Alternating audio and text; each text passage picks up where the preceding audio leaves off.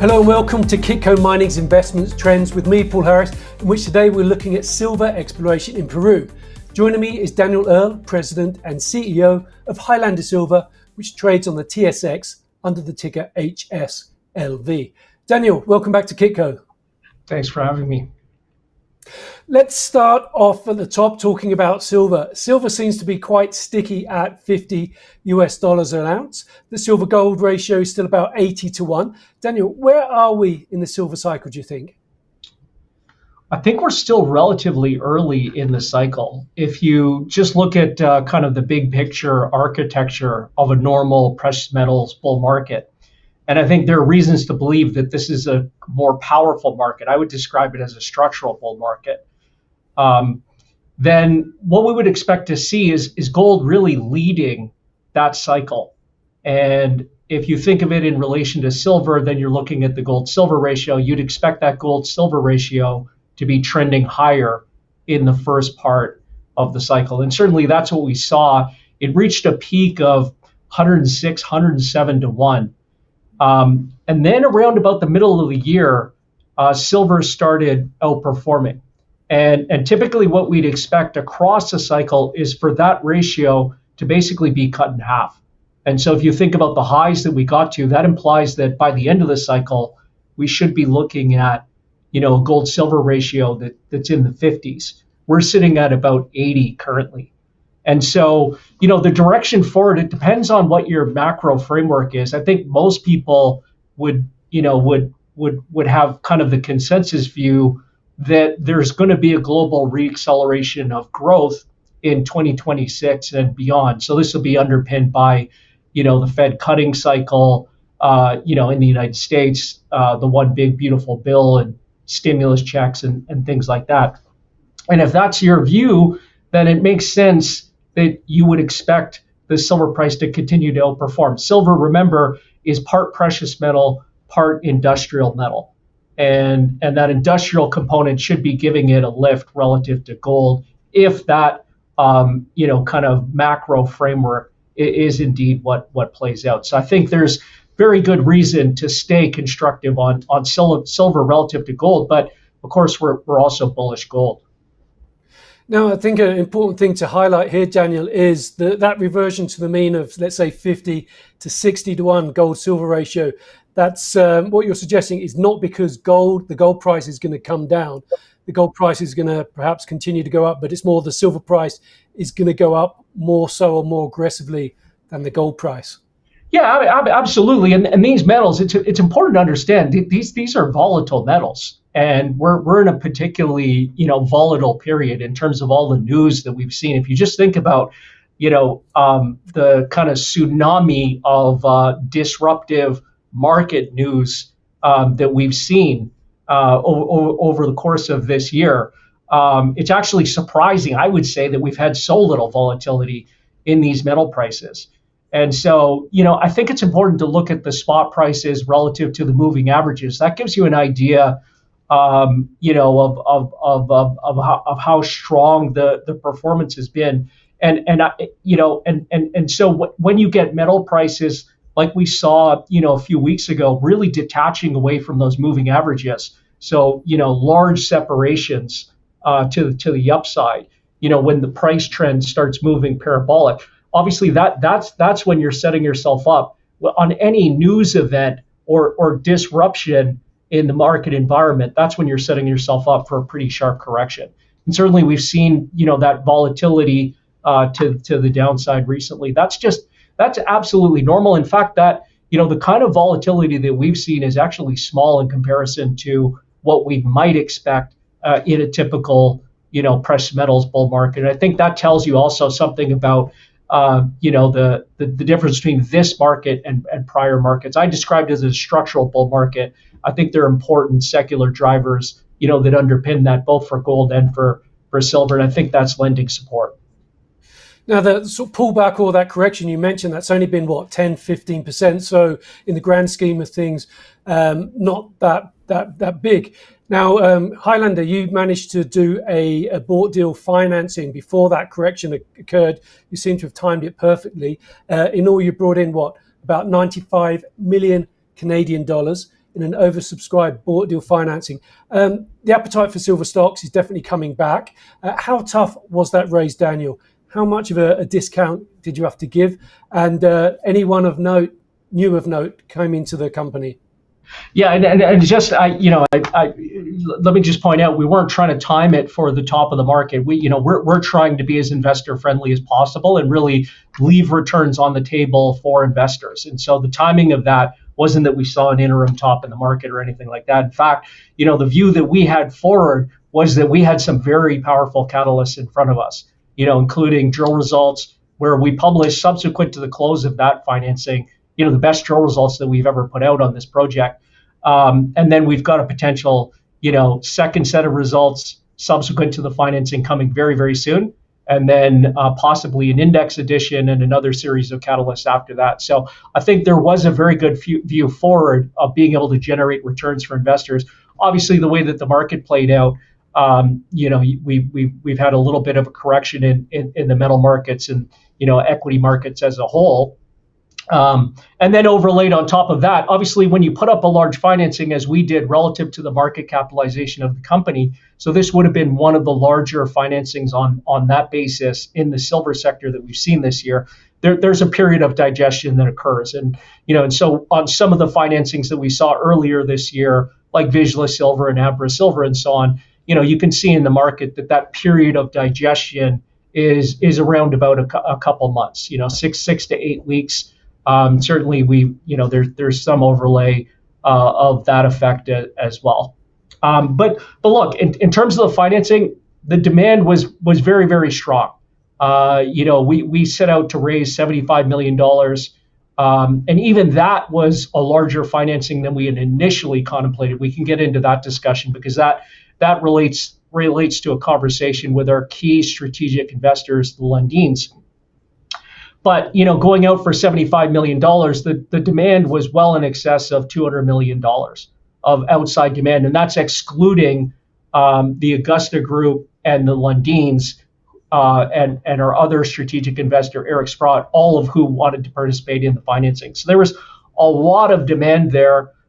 We ended up upsizing the financing just very, very slightly, a little over $10 million, basically so that we could, provide positions to some of the global institutions that we wanted to bring into our structure because they're going to be important for us going forward as we build this company. And so that was the reason why we upsized just very slightly. But it brings our treasury now, we've got over $110 million on the balance sheet. So we're very, very well positioned to deliver the strategy that we have. We're essentially funded for the strategy that we have with the company, the baseline strategy. Well, let's talk about that a little bit more deeply, Daniel, because I'm very much of the mindset that a company should take as much money as they can to insulate themselves, if you like, from the capital markets and be able to complete sort of 3 years of work and not necessarily have to worry too much about the capital markets, or certainly not having to go back to top up the kitty. What as CEO of the company, what's your view there? Yeah, well, look, it's not just about my view. I've also got to take in the views of our key shareholders. So, chief among them, our largest shareholder would be the chair of the company, Richard Bork, the principal of the Augusta Group. But then our key outside, strategic shareholders would be the Lundins and then Eric Sprott. And so there's a range of views there. I would say that our chair would be more around, being concerned around dilution. And so raising the minimum amount of money that you need to deliver on strategy. The conversation with the Lundins was quite interesting because when I approached them, it was really around putting in place the next leg of exploration funding and some infrastructure development, corporate costs, and other things that kind of go along with it, but contemplating a smaller financing. And in that discussion, they pointed out that with their companies, they like to fund for multiple years at a time, so that they're presenting, when they're facing the markets, they're presenting a completely clean story without any financing overhang or funding risk to prospective investors. And so that discussion, if you think about our story, how that would have played in, we're basically going to be starting the permitting process for the starter project centered on the Yellen measured and indicated resource that we have, beginning in Q1 of next year. And that's a 12 to 18 month permitting process before we'd be in construction in 2027. And the capital budget for that is about $70 million. And because it's such a compact, funding requirement, that conversation gravitated to, well, look, if you're going to be putting in place multiple years of funding, maybe it's appropriate to scale up the financing and take out that funding risk for the first phase of the project. And so that wasn't what we anticipated, but that's ultimately where we ended up. And we're pleased to have gotten that done. As you said, it takes the funding risk, it takes the market risk right out of the equation, and it affords management the opportunity to really focus on execution as a priority. I think you're right. I completely agree with you there. It gives a lot of sort of transparency. It gives a lot of people can see the pathway to come for the next 12, 18, 24 months, however long that is. It takes off the risk. And then it just becomes, as you mentioned right at the end there, Daniel, it becomes execution. And so it's now for you and your team to actually deliver on those goals that you've been talking about. So let's talk about those. $110 million in the kitty. What's the plan for 2026? What do you want to do in 2026? Where do you want to be by the end of the year?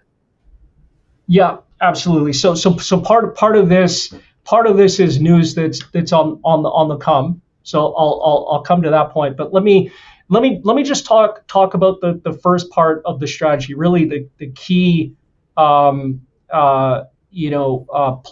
of the strategy here is around expediting the existing measured indicates at Yellen to production. Okay, and so we're completing technical studies and environmental studies right now to begin the permitting process in Q1. And this will be permitting that's done at the regional level. So we're under the small scale mining regime, which allows up to 350 tons per day of throughput. Okay, and so we'll submit that permitting package in Q1, and then that's 12 to 18 months of permitting before we'd start construction. And if you go back to the historical feasibility study, obviously we've rescoped and reconfigured the project since then. It contemplated 6 months of construction. We're allowing 9 months of construction. So if you think about that timeline, that would put us into production in 2028. And by virtue of the grades of Yellen, even at 350 tons per day, and you're allowed under the regulations some overage out to 400 tons per day.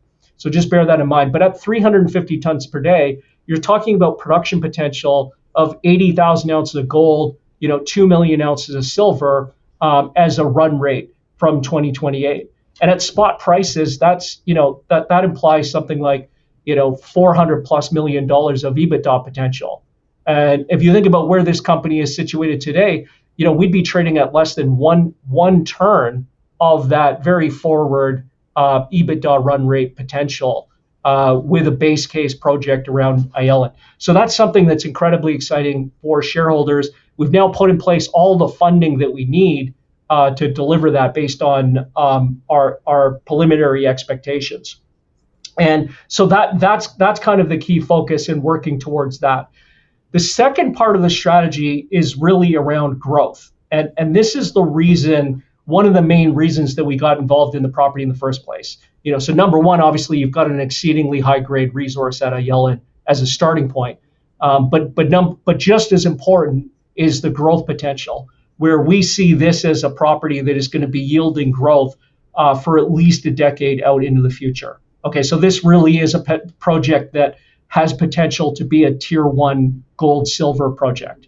Okay, which implies globally significant production potential, multiple million ounces of resource growth potential. But it is one that is going to yield that growth over a period of time, and this is basically a function of the permitting environment that you have in Peru. While there is an expedited process, for small scale permitting on production, on the exploration side, the permitting can take some considerable time. So we've got an existing permit for the Bonita area, and then we've got multiple permitting efforts to open up other areas of the project, including the porphyry at Cerro Colorado, the related styles of mineralization there, including replacement potential that we think is really exciting. If you think just about Bonita, what you look at in our drilling results press releases is essentially what you can see in outcrop. So if you bring up your iPhone and you look at the area that we're drilling, you'll see the structures that we're actually drilling in outcrop, and those are basically reflected in the mapping that we show. Now, this is just what's in outcrop. We think that the full picture is one that's only going to come through with geophysics. And most of that area and most of the property, in fact, is underneath cover. And so when the geophysics come through and we're looking at the full picture, then we'll be able to, assess how many rigs do we need to service all those targets, what kind of permitting is required depending on where those targets are positioned relative to the permitting that's been done, and then what the timelines and the budgets for that are likely to be. Okay, and so that work, the geophysics piece, will be coming in the next month or so, and then that work will be completed, and we'll get guidance out to the market, early in the new year around what the drilling program for 2026 looks like. I think it's pretty interesting how you've got a two-phase strategy to take advantage of the conditions the regulatory conditions that you face. Regarding the phase one, how did the decision to sort of do the 350 tons per day, how did that come about? Because, that wasn't there, this time last year, was it? I don't think. Is that in response to the high precious metals prices? Yeah, absolutely. But I think it's really a sensible strategy in terms of mitigating risk around the project. To just streamline the first phase project, we're focused purely on mining, underground mining at a very, very modest, mining rate, and then offsite processing, and permit that at the regional level with authorities who've permitted. If you look in the districts surrounding us, within 100 kilometers, you've got a dozen different processing plants, each of which is taking feed from 3 or 4 other small scale mining operations. And these are not informal operations. These are formal, regulated operations permitted by the very same regional authorities that will be pursuing permitting of the first phase of the ILN project with. This is an institutionalized, part of Peru in terms of the mining sector. It's dominated by operations like Antamina, and prior to that, Purina, which is sitting right next to us. And so, it's a dynamic but well-regulated and orderly industry that we're going to be permitting within. And we think that, delivering a first phase of the project that's in keeping with the fabric of the industry in this part of Peru is the way that you mitigate risk on the project. Now, once that starter project is in place, so once the permitting comes through, then we can very aggressively go after the growth potential and start working towards positioning ourselves for a much more significant second phase. So that would be an expansion, likely entail, development of a mill if the growth supports it at a much larger throughput rate on site. But that'll be a phase 2 for the project, and then, potentially subsequent phases, depending on how the exploration plays out. There are some targets here. We have 2 porphyry targets. One of them is drilled and is a discovery at Cerro Colorado. And then the other is a pre-discovery, but an outcropping porphyry system at Daniella. And these porphyries are the engines for the other styles of mineralization in this volcanic belt. And so while that's true of the San Luis property, it's also true of Purina right next to us, where you've got, of course, the giant high sulfidation system, 8.5 million ounces of past production, but that being driven by an underlying porphyry deposit on the Purina property package. So depending on, how things play out on the exploration front, that is going to inform, how you approach subsequent phases of the San Luis project. But we think there's a very long runway, in terms of, what the story and how this project will evolve over time. With that first phase, Daniel, there also seems to be an element of, if you bringing this 350 tons per day into production in 2 or 3 years. You're able to start generating taxes for the local government. You're generating employment, you're generating royalties. You're able perhaps to better fund or fund more social programs and overcome one of the issues I think a lot of explorers face. A lot of promises to the communities, but it's always tomorrow, tomorrow, tomorrow. But bringing forward production enables you to really start taking that by the hand and really sort of implanting yourself as an important actor in the local community and generating a lot of benefit for them. Is that part of the thinking as well, or am I overthinking things? No, you're exactly on point. I mean, that is absolutely in keeping with the way that we think about things. We've talked from the very beginning of this story about being on the front foot in respect of delivering results for communities, or for our community partners, for our employees, which are drawn from the communities. And so we've taken the approach that we're going to build up that capacity within the community so that this can be their project. They can be the ones delivering on all the infrastructure, delivering on the construction projects related to the project, and then ultimately delivering, on the actual development of the project, the mining and so on, and so the trucking of the material to the offsite processing and so on and so forth. So, and so we from the very outset, long before commencing the permitting process or actually being in construction, we already want to have a very significant community drawn workforce up and working on the project. And then we just want to build that up over time and have a seamless transition into, the first phase of production on the project. And so that's absolutely been the philosophy from the outset. And you're quite right to say, that a starter phase project would be the one that mitigates risk. It's because we're delivering a project that's in keeping with the fabric of the industry as it sits today, so that people, within this region, within 1 or 2 degrees of separation, everyone has someone, in their family or within their friend group who's involved in exactly this type of mining and processing. That's really what we want to do, and that's how you mitigate risk on a project like this. Okay, excellent. Let's turn back to the exploration. As you mentioned earlier, you've been putting out some very high-grade results from Bonita, including the new Kusi zone, including some of the highest grade results you've ever put out. How is the Bonita zone or area, how is that shaping up? Yeah, very, very exciting results. I'll just start with, kind of the view that we had at the outset. We were looking at the Bonita area, essentially, what's in outcrop. You can see 2 large structures, occupying a ridge line. And that's not a coincidence. But, over an area of roughly 800 meters of strike by 200 meters across, between these 2 large structures. Okay, and I say it's not a coincidence. These are aligned along a ridge line. It's these high points, these highland areas on this property where you have exposed geology. The winds have come through. We're at high elevation here, so this is circa 4,000 meters elevation. The winds have come through and they've swept clean the soil cover to expose the underlying geology and potential.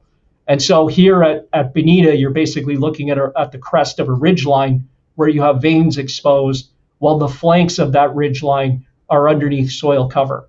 And you've got cover that extends, if you're going to the northwest or northeast rather of this Bonita ridgeline, you're going down a valley and then back up the other side. It's about a 10-kilometer traverse before you get back up to a hilltop area, which is where our Ayelen vein is in outcrop.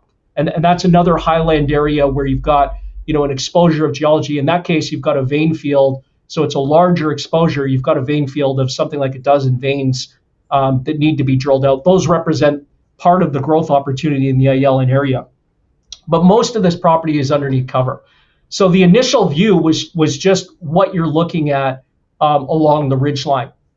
And so we developed a drill program to target both of those structures. We've got drilling results. The first 2 sets of results that we put out in July and then in September were targeting the western flank of that system. And then the more recent results, we have further step out drilling on the western flank, but we've got the first drill results from the eastern flank.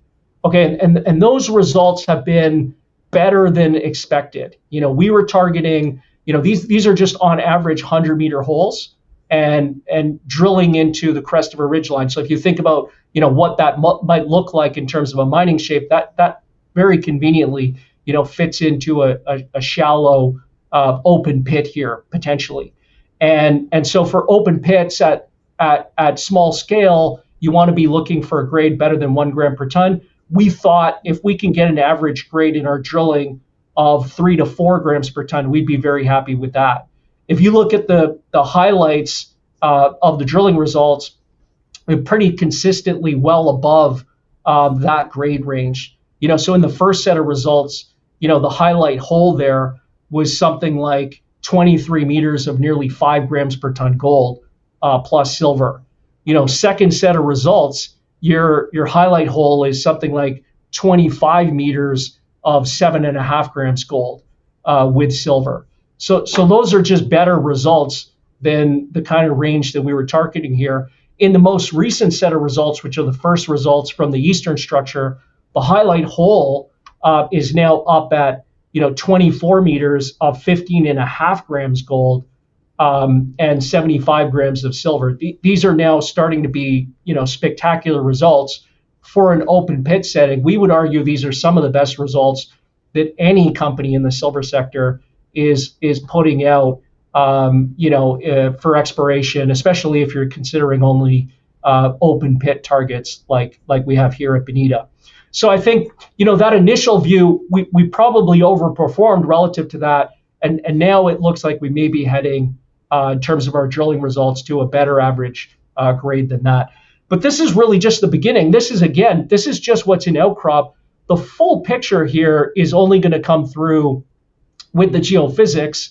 I think you can already see in some of the geochem in the areas that are underneath cover on the flank of this vein system down to the west, and then in the 10-kilometer traverse between Bonita and Yellen, you can see geochem that's indicative of potential, underlying structures. With the geophysics coming through, we'll actually be able to identify those structures.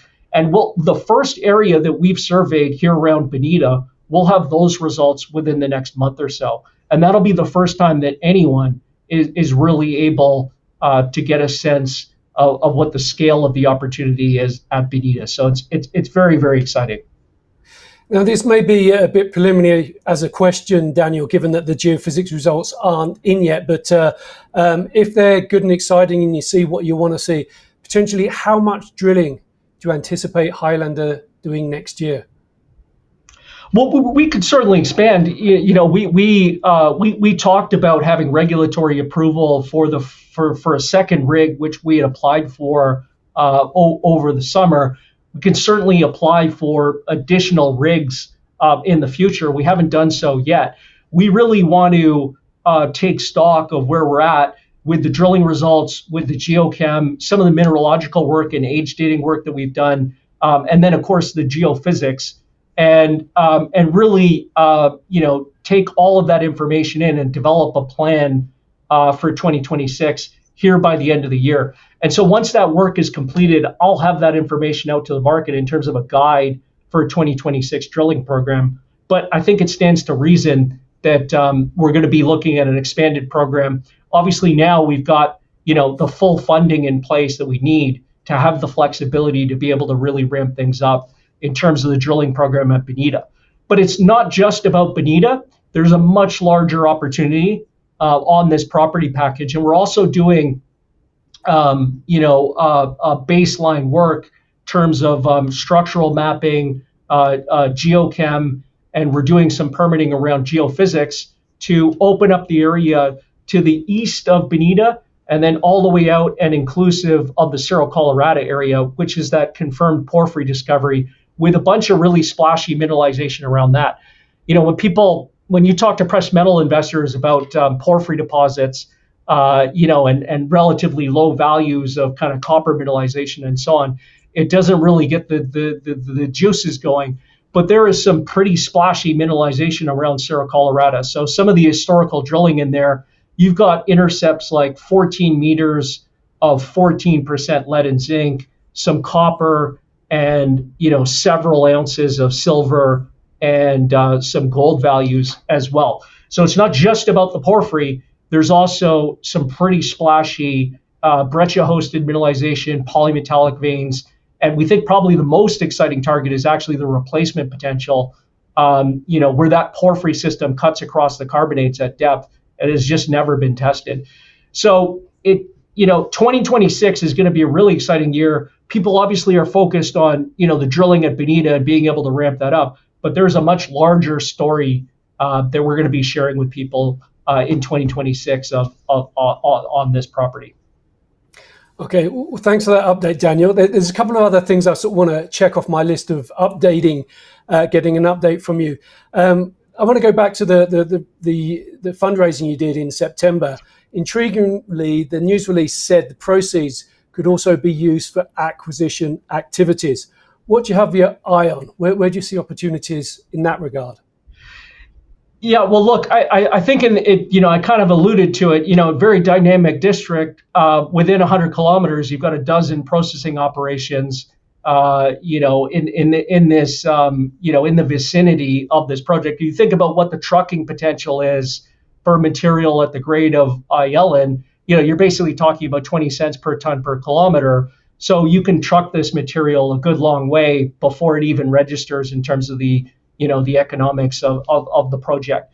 And so there's a wide field of view as a result of that in terms of what the solutions would be for offsite processing for the first phase, the starter project for San Luis. And we've obviously, we've looked at all of those opportunities. We started to zero in on, a couple of them, and then comparing that against the alternative of a clean sheet build on a permitted site.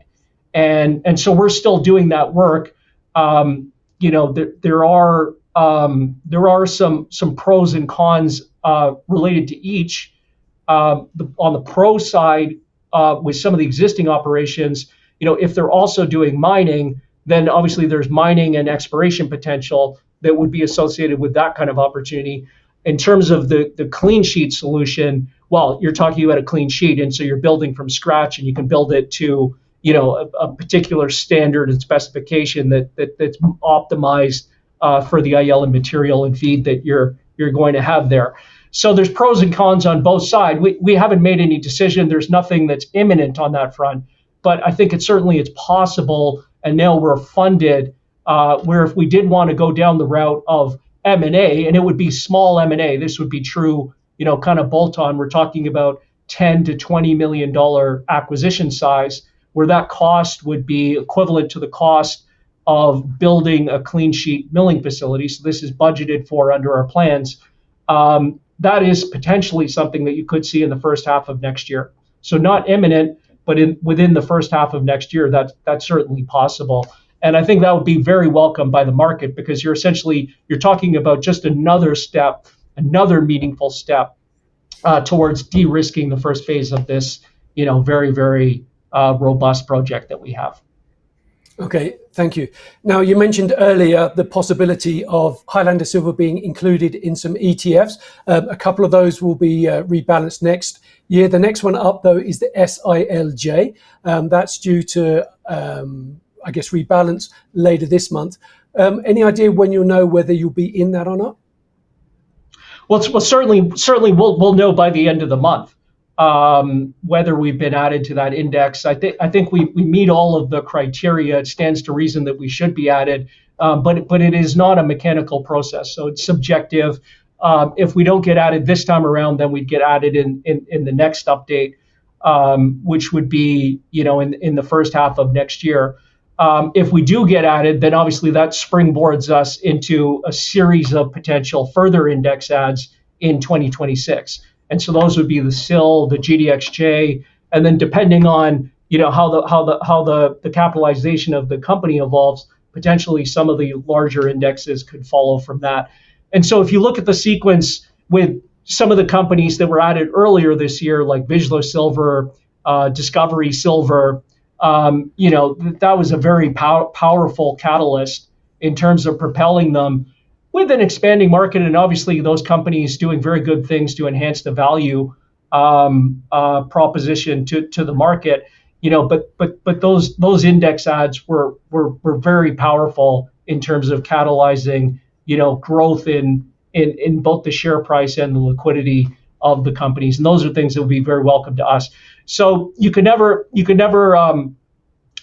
certainly wouldn't want to front run any announcement by the index, but I think we're very well positioned across all of the metrics that are important in terms of capitalization, liquidity, and so on and so forth, to be added to that SILJ, and then for that in turn to catalyze a series of further index ads next year.